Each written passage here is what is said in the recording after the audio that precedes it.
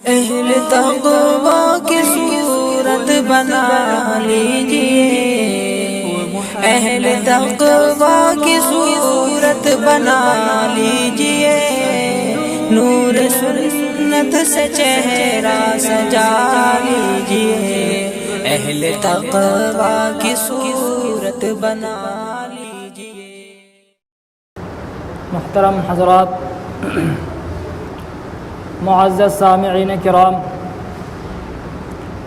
بیان چل رہا تھا فیشن پرستی جو ہمارے اندر ناسور کی طرح جڑ پکڑ چکی ہے، اور سنتوں سے دوری کہ جس سے ہم بیزار ہو چکے ہیں۔ آج فیشن پرستی ہمارے اندر اتنی رچ اور بس گئی ہے کہ اس کو ہم چھوڑنے کے لیے تیار نہیں ہیں۔ ہم کو ایمان کی، نبی کریم صلی اللہ علیہ وسلم کی تعلیمات کی، شریعت کے احکامات کی کوئی قدر اور قیمت معلوم نہیں۔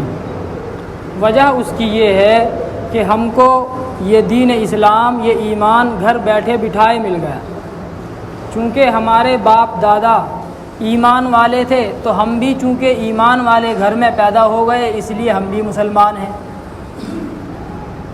جب کوئی چیز محنت اور مشقت کے ساتھ حاصل ہوتی ہے تب آدمی کے دل میں اس کی قدر آتی ہے۔ چونکہ اس ایمان کے پیچھے ہماری کوئی محنت نہیں لگی۔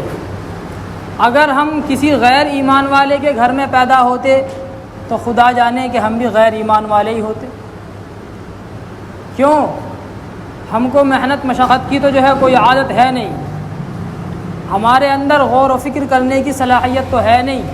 اس ایمان کی، اس اسلام کی قدر و قیمت وہ لوگ جانتے ہیں جو پہلے غیر ایمان والے تھے، اور انہوں نے محنت مشقت کر کے، کوشش کر کے اس ایمان کی دولت کو حاصل کیا۔ ایک واقعہ لکھا ہوا ہے کتابوں کے اندر کہ ایک افریقی شخص تھا، پہلے غیر ایمان والا تھا، پھر اللہ تبارک و تعالیٰ نے اس کو ایمان کی دولت عطا فرمائی۔ وہ سنتوں کا اتنا پابند تھا، وہ تلاش کرتا رہتا تھا کہ کوئی سنت ملے اور میں اس پر عمل کروں۔ ایک مرتبہ وہ تبلیغی جماعت میں چلا گیا۔ اب اس کو جماعت میں جا کر کے یہ معلوم ہوا کہ اگر کسی کے لمبے بال ہوں تو سنت یہ ہے کہ آدمی درمیان سے مانگ نکالے، بالوں کے بیچ سے جو ہے مانگ نکالے، آدھے بال اس طرف ڈال دے، آدھے بال اس طرف ڈال دے۔ اب افریقی لوگ جو ہوتے ہیں ان کے بال کیسے ہوتے ہیں؟ سخت ہوتے ہیں، گھنگریالے قسم کے ہوتے ہیں، ان میں مانگ آسانی سے نہیں نکلتی۔ اب وہ اس کوشش میں تھا کہ بھائی مانگ کس طریقے سے نکالے۔ اب رات میں سب لوگ سو گئے تو جو امیر صاحب تھے جماعت کے، ان کو ایک چیخ سنائی دی کہ کوئی چیخ رہا ہے، کوئی چلا رہا ہے۔ اب وہ بھاگے گئے، دیکھا تو جو وہ افریقی شخص تھا اس کے کمرے سے آواز آ رہی ہے رونے چلانے کی۔ اب دیکھا اس کو جا کر کے لائٹ جلا کر کے دیکھا تو فرش پر خون کی ایک لکیر بنی ہوئی ہے، خون پڑا ہوا ہے فرش پر۔ اب سب تعجب میں کہ یہ خون کیسا ہے، اور اس نے اپنا ہاتھ اپنے سر پر رکھ رکھا ہے۔ دیکھا تو اس کے سر میں سے خون نکل رہا ہے۔ اس سے معلوم کیا گیا کہ بھائی تم نے اپنے سر کو اس طریقے سے زخمی کیوں کیا، سر میں اپنے بلیڈ کیوں لگایا؟ وہ یہ کہنے لگا کہ جب سے مجھ کو یہ پتہ چلا کہ سر کے درمیان سے مانگ نکالنا سنت ہے تو میں اسی کوشش میں لگا رہا کہ میرے سر میں سے بیچ میں مانگ نکل جائے۔ بہت کوشش کی لیکن مانگ نہیں نکل پائی۔ تو میرے دماغ میں ایک آئیڈیا آیا کہ اگر میں درمیان میں سے کھال کاٹ دوں، بالکل سیدھی کر کے بال کاٹ دوں، پھر تو مانگ ضرور نکلے گی۔ کیوں؟ جب کھال کٹ جائے گی تو وہاں پر بال نہیں آئیں گے، تو مانگ ضرور نکل جائے گی۔ تو میں نے اس سنت پر عمل کرنے کے لیے اپنے اس آئیڈیا پر عمل کیا، اور اسی کا نتیجہ ہے کہ یہ خون نکلا۔ تو دیکھیے اس کے دل میں ایک سنت کی کتنی قدر تھی۔ کیوں؟ وہ ایک غیر ایمان والے گھر میں پیدا ہوا، اس کو ایمان کی دولت ملی، تو اس وجہ سے اس کے دل کے اندر اتنی قدر اور قیمت سنتوں کی تھی۔ آج ہمارے چاروں طرف جو ہے ایمانی ماحول ہے، علمی ماحول ہے، چاروں طرف حافظ، قاری، عالم، مسجدیں، کسی طریقے کی کوئی روک ٹوک نہیں ہے، جہاں چاہو جا کر کے علم حاصل کرو، جس سے چاہو جا کر کے جو ہے کوئی دینی بات معلوم کر لو، کوئی پریشانی نہیں ہے۔ تو اس وجہ سے اس کی قدر اور جو ہے قیمت بھی نہیں ہے۔ جہاں جس چیز کی زیادہ ریل پیل ہوتی ہے، جو چیز آسانی سے حاصل ہو جاتی ہے، اس کی قدر نہیں ہوتی۔ ہاں، جو لوگ اس کی قدر اور قیمت جانتے ہیں تو وہی لوگ اس کی صحیح طریقے سے عزت کرتے ہیں اور اس کا احترام کرتے ہیں اور سنتوں پر عمل کرتے ہیں۔ ایک عالم دین تھے، انہوں نے ایک شخص کو عالم بنایا، بڑا قابل بنا دیا، علم دین سکھایا، اور اس سے یہ کہا کہ یہ جو علم میں نے تم کو سکھایا ہے اس کی کوئی قیمت نہیں ہے، دنیا کے اندر اس کی کوئی قیمت ادا نہیں کر سکتا، انمول علم ہے۔ اب وہ سوچنے لگا بھائی ایسا کیسا انمول ہے، آئی بات سمجھ میں؟ اب وہ گیا بازار میں سبزی والے کی دکان پر، سبزی والے سے کہا کہ بھائی مجھ کو اتنی سبزیاں دے دو اور میں تم کو 2 مسئلے بتاؤں گا، 2 باتیں بتاؤں گا۔ وہ کہنے لگا سبزی والا بھائی مسئلے رکھ اپنے پاس، مجھے نہیں پتا مسئلے کا، مجھے تو پیسے دے نکال کے۔ اب وہ آیا عالم کے پاس، آ کر کے کہنے لگا کہ جی حضرت آپ نے تو کہا تھا کہ بہت انمول ہے، بہت قیمتی ہے، اب میں گیا اس کے پاس، اس نے تو اس کی کوئی قیمت ہی نہیں سمجھی، اس نے یہ کہا بھائی میں نہیں جانتا دینی بات کیا ہے، مسئلہ کیا ہے، مجھے تو پیسے چاہیے، پیسے دے۔ اب انہوں نے جو ہے اس کو ایک ہیرا دیا، ایک ہیرا تھمایا اس کے ہاتھ میں اور اس سے کہا کہ جاؤ بازار میں جاؤ اور جا کر کے اس کی قیمت معلوم کرو۔ وہ ایک موچی کے پاس گیا اور اس سے کہا کہ بھائی یہ میرے پاس ایک موتی ہے، اس کو لوگے، تم خریدو گے؟ اس نے کہا لے لے 10 روپے لے لے، اس کے 10 روپے دے سکتا ہوں اس کے میں۔ وہ کسی اور آدمی کے پاس گیا، چپل والے کی دکان پہ گیا، سب نے جو ہے اس کی اپنے اپنے حساب سے قیمت لگائی، کسی نے 10 روپے، کسی نے 5 روپے، کسی نے 2 روپے پہ، کیا ہے موتی تو ہے، ہمارے گھر میں پتہ نہیں کتنے پڑے۔ اب جو ہے وہ بادشاہ کے پاس، جو ہے وہ عالم صاحب کے پاس آیا اور کہا آ کر کے کہ جی میں تو بازار میں گیا اور لوگوں نے اس کی یہ قیمت لگائی۔ انہوں نے اس کو پھر وہ موتی دیا اور کہا کہ سنار کے پاس جاؤ، سنار کے، جوہری کے پاس۔ اب وہ جوہری کے پاس گیا اور اس سے کہا کہ بھئی یہ خریدو گے؟ جوہری نے یہ کہا کہ بھئی میرے پاس اس کی قیمت ادا کرنے کے لیے روپیہ نہیں ہے، میری پوری دکان بھی جو ہے فروخت ہو جائے گی لیکن میں اس کی قیمت ادا نہیں کر سکتا، اس کی قیمت تو صرف بادشاہ ادا کر سکتا ہے۔ اب وہ آیا عالم صاحب کے پاس اور آ کر کے کہنے لگا کہ ایسے ایسے واقعہ ہوا۔ تو انہوں نے یہ کہا کہ جن لوگوں کے پاس آپ پہلے گئے تھے ان کے نزدیک اس کی کوئی قیمت ہی نہیں، وہ اس کو پہچانتے نہیں کہ اس کی اصل حقیقت ہے کیا۔ جو اس کی حقیقت جانتا ہے وہ اس کی قیمت بھی ادا نہیں کر سکتا، اس کو پتہ ہے کہ یہ کتنا قیمتی ہے۔ یہی حال آج ہمارا ہے، سنتوں کی ہم کو حقیقت معلوم نہیں، اس کی قدر اور قیمت معلوم نہیں، اس لیے ہم اس کو بے مول سمجھتے ہیں، اس کی کوئی قیمت ہمارے دلوں کے اندر نہیں ہے۔ جس کے دل کے اندر اس کی حقیقت ہے، جس کو پتہ ہے کہ اس کا کیا فائدہ ہے آخرت میں اور دنیا کے اندر، تو وہ اس کی قدر اور قیمت جانتا ہے۔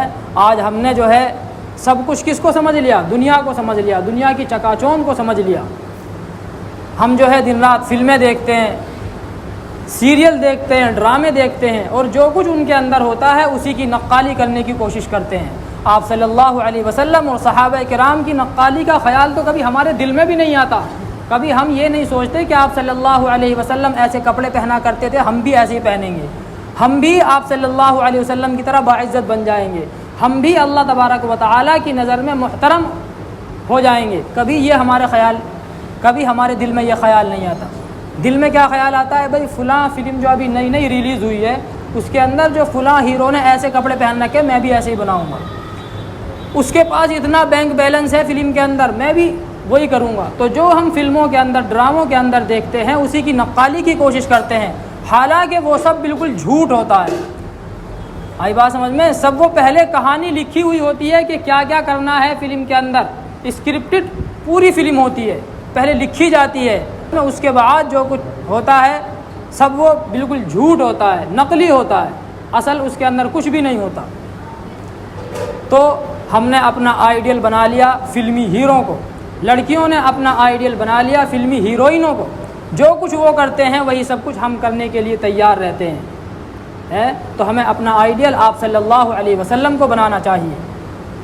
جو کچھ فلموں کے اندر ہوتا ہے آج کا نوجوان وہ سب کرنے کے لیے تیار ہے۔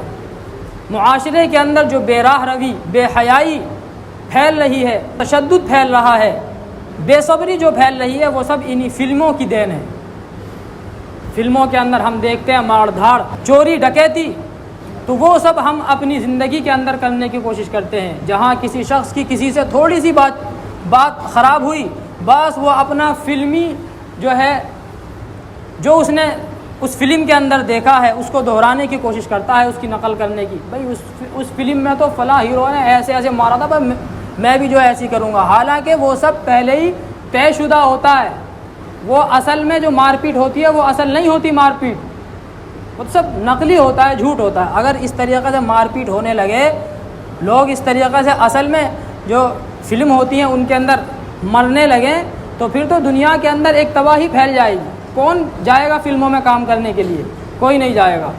تو جو کچھ ہم فلموں کے اندر دیکھتے ہیں آج کل کا نوجوان اس کو اپنی حقیقی زندگی کے اندر کرنے کی کوشش کرتا ہے۔ فلموں میں ہم دیکھتے ہیں کہ ہیرو کے پاس بہت مال و دولت ہے، بڑا بینک بیلنس ہے، بڑی اس کی اچھی پوسٹ ہے، تو وہی سب کچھ ہم اپنی حقیقی زندگی کے اندر کرنے کی کوشش کرتے ہیں۔ اسی وجہ سے شادیوں کے اندر دیری ہوتی ہے۔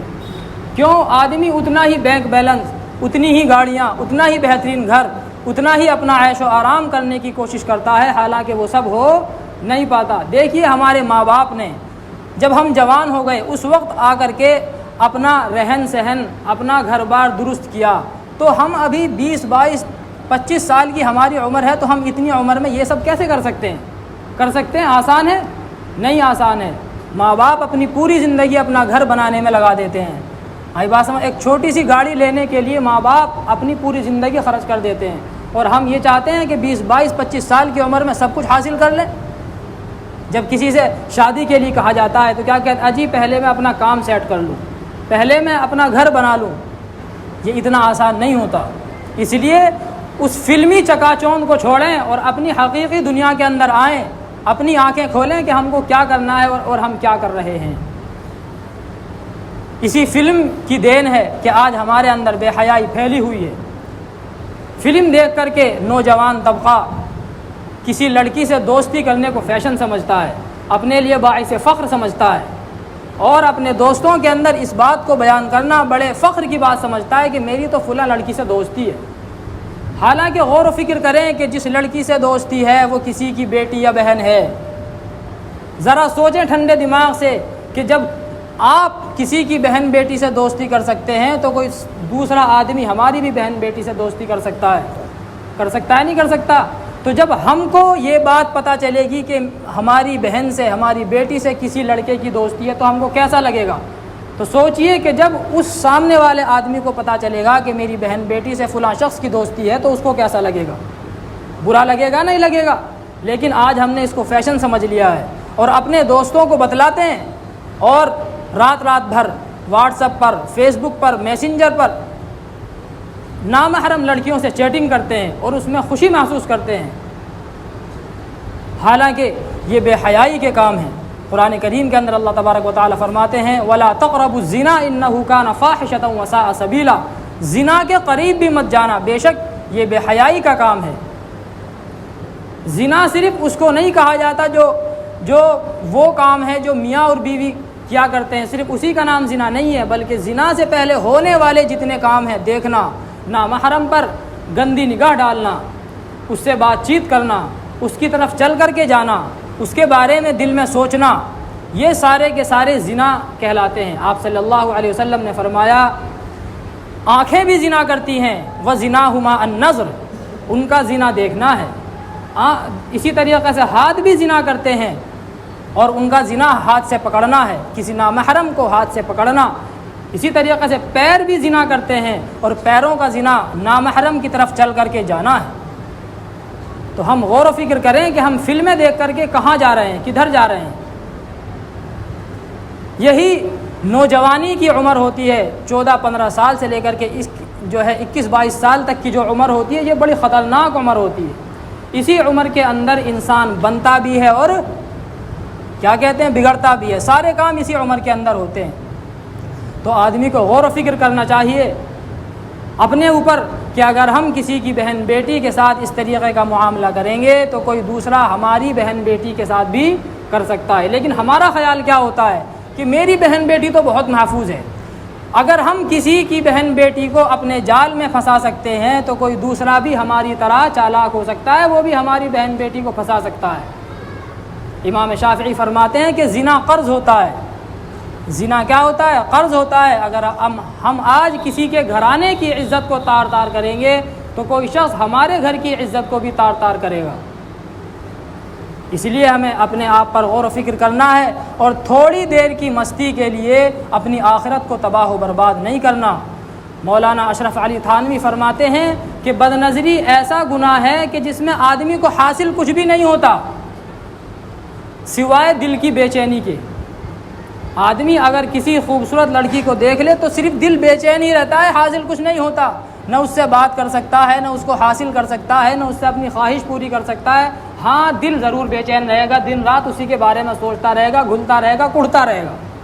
اور بدنظری کرنے کا وبال یہ ہوتا ہے کہ اس سے آدمی کو کبھی سکون نہیں ملتا، بلکہ بدنظری کرنے کا اور جذبہ دل کے اندر پیدا ہوتا رہتا ہے۔ اگر آدمی شادی شدہ ہے تو اس کو اپنی بیوی کے اندر دلچسپی نہیں ہوتی، اپنی بیوی کی طرف سے اس کا دل اچاٹ ہو جاتا ہے۔ پھر ہوتا یہ ہے کہ گھروں کے اندر جھگڑے شروع ہو جاتے ہیں، شوہر بیوی کے حقوق ادا نہیں کرتا، اس کی طرف دھیان نہیں دیتا۔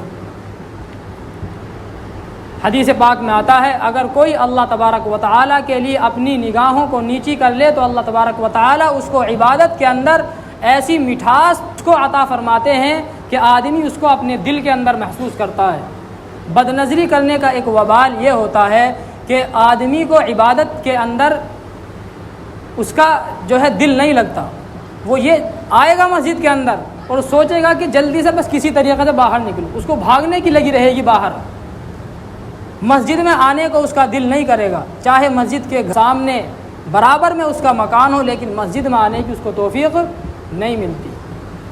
حدیث پاک میں آتا ہے النظرۃ سہم مسموم من سہام ابلیس، بدنظری یہ شیطان کے تیروں میں سے ایک تیر ہے۔ شیطان شکار کرتا ہے نا لوگوں کا جہنم میں پھینکنے کے لیے، جہنم تک پہنچانے کے لیے، تو اس میں سب سے بڑا تیر ہے کیا؟ بدنظری۔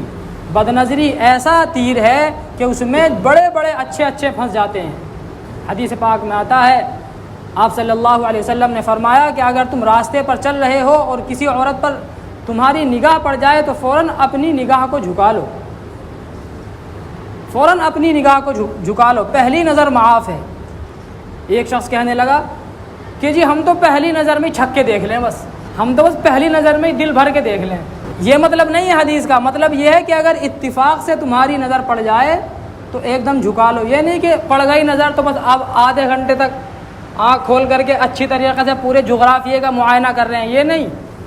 جب نگاہ پڑ جائے تو فوراً اپنی نگاہوں کو نیچی کر لو، اور آدمی اپنے دل میں اپنی بہن کا، اپنی ماں کا، اپنی بیٹی کا خیال کرے کہ جیسے یہ عورت ہے اسی طریقے سے میری بھی گھر میں کوئی ماں ہے، میری بھی گھر میں کوئی بہن ہے، بیٹی ہے۔ جب آدمی اس طریقے سے اپنے دل کے اندر خیال کرے گا تو پھر کسی عورت پر غلط وہ اپنی نگاہ نہیں ڈالے گا، اس کے دل میں کسی کا خیال نہیں آئے گا۔ اسی طریقے سے جس طریقے سے اللہ تبارک و تعالیٰ نے مردوں کے لیے عورتوں کو دیکھنا حرام قرار دیا ہے، اسی طریقے سے عورتوں کے لیے بھی مردوں کو دیکھنا حرام ہے۔ فرمایا وَقُلْ لِلْمُؤْمِنَاتِ يَغْضُضْنَ مِنْ أَبْصَارِهِنَّ وَيَحْفَظْنَ فُرُوجَهُنَّ، مومن عورتوں سے کہیے کہ اپنی نگاہوں کو جھکا لیں۔ لیکن ہوتا کیا ہے کہ گھر کے جو ہے عورتیں یہ مردوں کو دیکھنے میں شرماتی نہیں ہیں، اگر کوئی مرد آ جائے تو اپنا چہرہ تو چھپا لیں گی کہ وہ مرد ہم کو نہ دیکھ لے، لیکن جو دو آنکھیں کھلی ہوئی رہتی ہیں ان سے مردوں کو ٹکٹکی باندھ کر دیکھتی رہتی ہیں، تو یہ بھی جائز نہیں ہے۔ جیسے مرد عورت کو نہیں دیکھ سکتا، جیسے مردوں کے لیے عورتوں سے پردہ ہے کہ وہ عورتوں کو نہ دیکھیں، اسی طریقے سے عورتوں کے لیے بھی مردوں سے پردہ ہے کہ وہ مردوں کو نہ دیکھیں۔ ایک مرتبہ آپ صلی اللہ علیہ وسلم کے پاس آپ کی ایک بیوی بیٹھی ہوئی تھی، ایک صحابی حضرت عبداللہ ابن ام مکتوم رضی اللہ تعالی عنہ تشریف لائے، تو آپ نے اپنی اہلیہ سے فرمایا کہ جاؤ اندر چلی جاؤ۔ انہوں نے کہا حضرت عبداللہ ابن ام مکتوم نابینا صحابی تھے، تو وہ کہنے لگیں کہ یہ تو نابینا صحابی ہیں، یہ مجھ کو نہیں دیکھ سکتے۔ آپ نے فرمایا کیا تم بھی نابینا ہو؟ کیا تم بھی نابینا ہو؟ بھئی وہ نہیں دیکھ سکتے، تم تو دیکھ سکتی ہو۔ تو پتہ یہ چلا کہ جس طریقے سے مردوں کے لیے عورتوں کو دیکھنا حرام ہے، عورتوں کے لیے بھی مردوں کو دیکھنا حرام ہے۔ اس لیے ہمیں اپنے گھر کی جو عورتیں ہیں ان کے اندر تعلیم کرنی چاہیے کہ وہ اپنی نگاہوں کی حفاظت کریں، کسی مرد سے جو ہے نرم لہجے میں بات نہ کریں۔ قرآن کریم کی تعلیم یہ ہے کہ کوئی غیر محرم عورت کسی اجنبی آدمی سے نرم لہجے میں بات نہ کرے۔ کیوں؟ جب نرم لہجے میں بات کرے گا تو سامنے والے لڑکے کو، مرد کو اس سے بات کرنے کا اور جذبہ پیدا ہوگا۔ کڑک لہجے میں بات کرے۔ اگر گھر پر کوئی مرد آ جائے، بیل بجائی باہر سے، اور کوئی گھر میں مرد نہیں ہے، کوئی عورت ہے، تو نرم لہجے میں بات نہ کرے، کڑک لہجے میں بات کرے، تاکہ سامنے والے کو فالتو بات کرنے کا اس کے دل کے اندر جذبہ پیدا نہ ہو۔ یہ ہے اسلام کی تعلیمات۔ جب ہم اسلام کی تعلیمات پر عمل کریں گے تو کسی کے اندر طاقت نہیں ہے کہ وہ ہماری بہن بیٹیوں کو بہلا پھسلا سکے۔